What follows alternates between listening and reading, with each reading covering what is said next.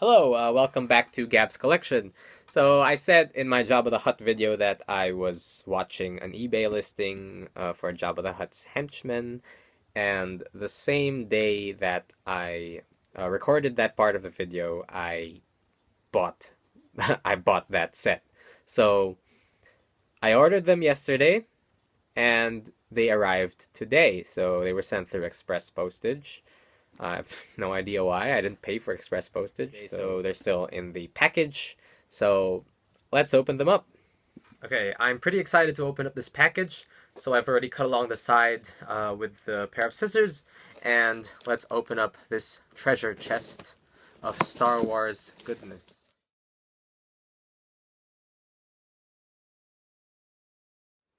Okay, I've just put the box to one side.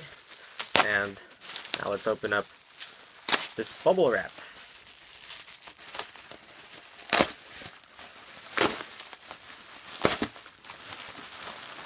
Ooh. Alright. So, it's got the prices on there. So you're gonna see how much I actually paid for these. Now here we have Lando Calrissian in his Skiff guard disguise. And this one is actually complete, so he comes with this weapon.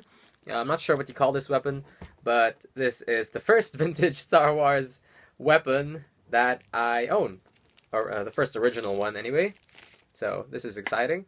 And if you take his helmet off, there's Lando Calrissian. And his paint is still pretty good. It's all still intact. And considering the scale, and considering the time it was made, that detail is really excellent. So you've got all this sculpted detail. He has that front chest piece, that armor, and it's really not what I expected at all. So even though I researched this figure heavily before I bought this set, I didn't really expect him to look this good. Pictures don't do it justice. Oh, that's excellent. Set him down there. Hope he doesn't fall over. Now, in this bag, we have Tessek, or Squid Face. And he doesn't come with his weapon, but I bought this one in particular because he comes with his belt, which is often missing, this little skirt piece, which makes it a long robe, and this cape. So, not much to say about this one. Apparently, this character is Jabba the Hutt's accountant. That's interesting, and he was also conspiring against Jabba during the time of Return of the Jedi, apparently, and he supposedly survived the sail barge explosion. Oh, there we go. So, his head rotates. I should have said that for Lando as well. They all have similar points of articulation anyway. Rotating heads, arms move up and down, and legs move up and down. We'll just stand Tessek down here. And now let's open up this bag.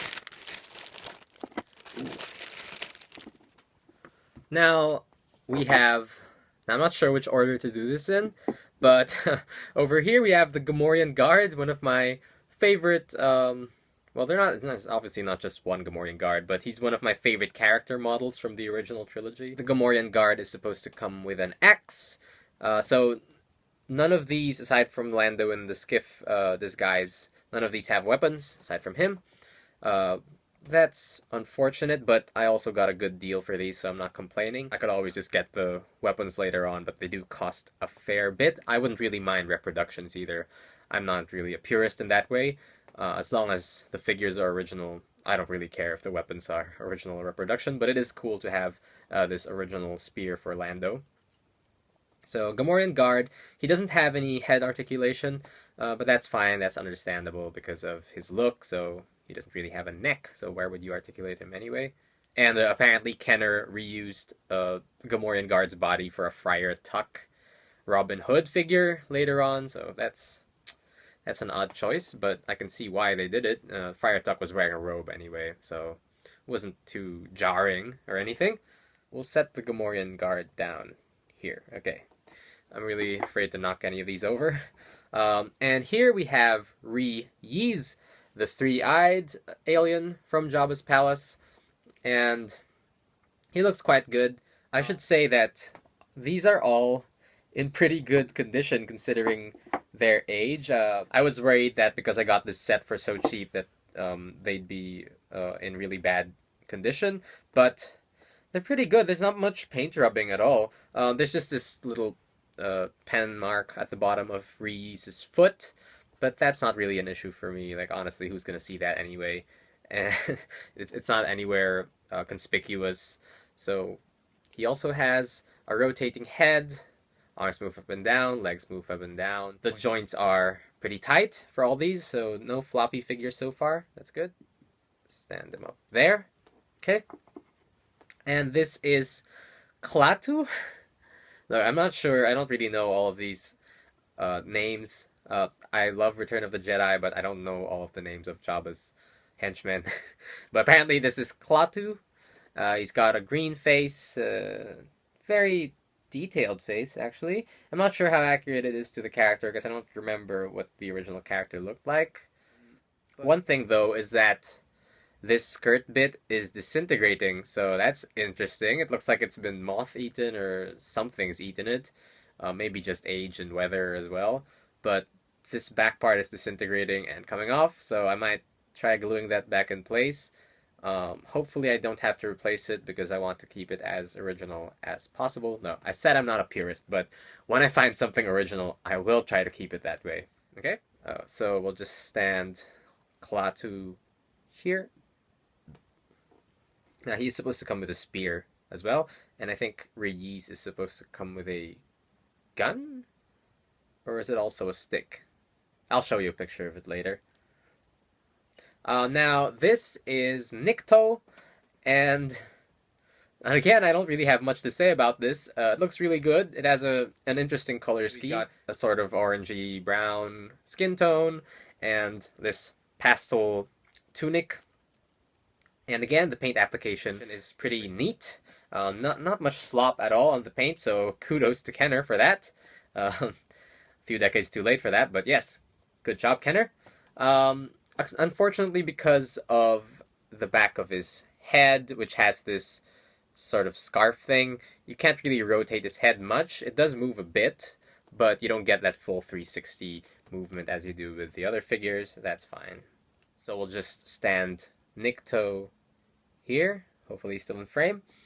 And we've got here Weequay. So, interestingly enough, Weequay is the only Jabba henchman, aside from Bib Fortuna, who really stood out to me when I was watching the movies as a kid. I don't know what it is about him. I guess it's the dreadlocks. So he has got those dreadlocks here, and they're sculpted in a very detailed way, so you can see sort of the strands of hair in there. And his face is just very distinct, so maybe that's why I remember him really well. But yeah, it looks a lot like the face in the movie. Now, Weequay's arms and hands are sculpted in a way that's really specific for the weapon he's supposed to have. So he's supposed to have this long spear or halberd. I don't know what you would call that. But his hands are sculpted like this. So he's supposed to hold the spear like this. But because I don't have the spear, he's just doing this really awkward pose where it looks like he's waiting to hold something.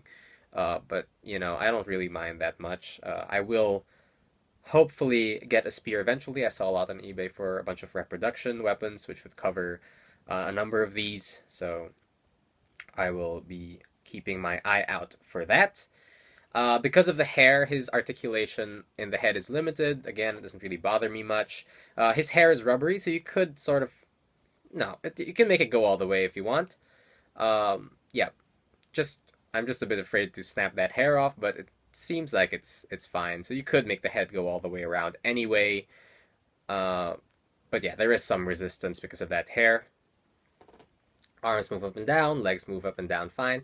Now I will say that some of these figures are a bit sticky, and I'm not sure if that's something to do with deterioration or that's just moisture. You know, I don't know anything about this, but they are slightly sticky. Doesn't bother me much, but I'm thinking if I should give them a clean or something. Let me know, experienced collectors, what that stickiness means and if I should be worried about something.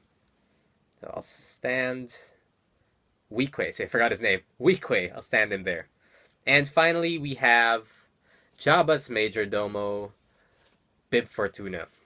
Bib Fortuna was supposed to come with a staff, which I believe he didn't use in the movie. It was just something that Kenner came up with. But this one didn't come with the staff, obviously, and I might pick up one with the staff later on. It's actually cheaper to pick up a Bib Fortuna with a staff rather than just the staff on its own. He has this sort of split down the robe so he can still move his legs up and down, and that's a thing that they did with the other figures as well, like Obi-Wan and the Emperor. So it's a sort of pantsuit situation.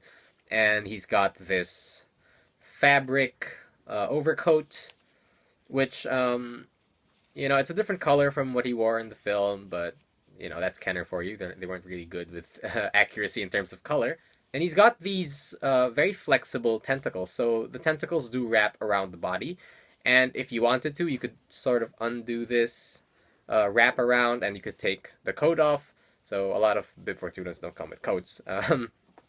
But I'm afraid to sort of stretch this too much and break it off. I don't think that it is prone to snapping, but I don't want to take any chances. I don't need to anyway. This one has got a small ink spot at the tentacle here, but that doesn't bother me so much. Again, it's a small spot, and it's part of this particular figure's history. So I really like it when figures have unique marks that aren't really supposed to be there, because it just reminds me that these are toys. These were played with by children who are now in their 40s, in their 50s, and I do like toys with a bit of history, a bit of damage, a bit of weathering on them. And this one's also got an ink mark at the bottom of the foot. I assume that means that this was owned by the same person who owned Ree Yees in the past. Maybe that was this person's way of marking his toys or her toys so that they could be distinguished from maybe a sibling's or a friend's set of toys. That would make sense, but can't say for certain. Actually, his chest plate is a separate sculpted piece, so it's rubbery. I have to take care not to lose that. It's fastened in the back anyway, so I don't think that's a problem. But I hope that does not deteriorate, as rubbery things do. Bib Fortuna is one of my favorite side characters. I don't know, maybe it's the look, his awkward personality, the teeth. I'll just stand Bib Fortuna over here and hope that he still fits in the frame. Yep, he does. There we go. So these are Jabba's henchmen. Now, obviously, I'm missing a few figures. I can't remember their names for the life of me because they are so strange. But I'm missing a figure of that non-humanoid looking alien, and I'll put his name up on the screen and a picture. I am still waiting on my Max Rebo Band, Size Noodles and the Max Rebo Band set, and they're on their way now. I ordered them the same day that I ordered these, so I'm on a bit of a spree here. And I also ordered a lot of 49 figures. 49 vintage Star Wars figures, and I ordered those after I ordered this set. So that set of 49 actually comes with a few of these ones, so I'm going to have some doubles. I might sell some of those off, but I think it's not a bad thing to have some doubles for a Jabba's Palace setup because you want it to be sort of sprawling and populated. So I will sell some of them off, like Ree Yees. I think it would be odd to have two of Ree Yees, but you could have two of Lando and Skiff guard, I guess, because that's a uniform. You could definitely have two Gamorrean guards. Those 49 figures that I ordered and I'm still waiting on, plus the Max Rebo Band, they'll go a long way to completing my collection. I tried to convince myself that I'm not really a completist, so I don't actually care about the side characters, like the Rebel side characters or the Empire side characters, but with the aliens, I do find them interesting. And now that I've started, it's hard to stop. Maybe I should just go for the complete set. Like, why not? At least once I get the complete set, I can stop right there and there's no more to collect.